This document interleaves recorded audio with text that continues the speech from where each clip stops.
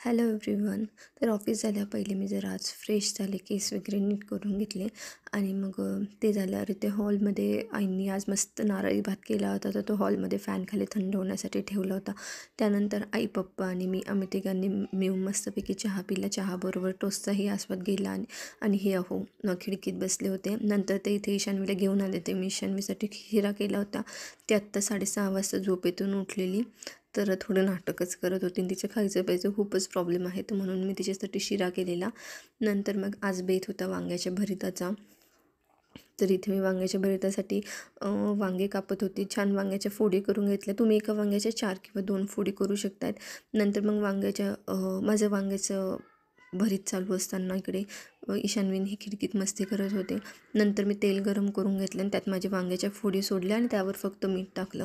कामासाठी आम्ही जरा बाहेर गेलो होतो, तर इथे मॅडमची मज्जाच झाली. मस्त तिने चिप्स घेतले. तर येस, घरी आल्यावर बघते ताईंनी आपले मस्त फ्राय झालेले वांगे स्मॅश करून घेतले होते आणि पप्पांनी कांदा चॉप करून मस्तपैकी तोही फ्राय करायला टाकला होता. तर इथे माझं अर्धं काम वाचलं, thanks to both of them. मग नंतर मी हिरवी मिरची, लसूण, कढीपत्ता आणि जिरे यांचा छान ठेचा करून घेतला आणि तोही यात ॲड केला आणि नंतर आपले वांगे ॲड केले. तर माझं वांग्याचं भरीत रेडी होतं. इथे आई ईशान्वीचा अभ्यास घेत होत्या. नंतर मग आम्ही तिघांनी चिप्स पार्टी केली आणि मग आम्ही वॉक करून घेतला आणि हे आमचं आजचं जेवण होतं. तर भरीत आणि नारळ भात खूपच सुरेख झालेला.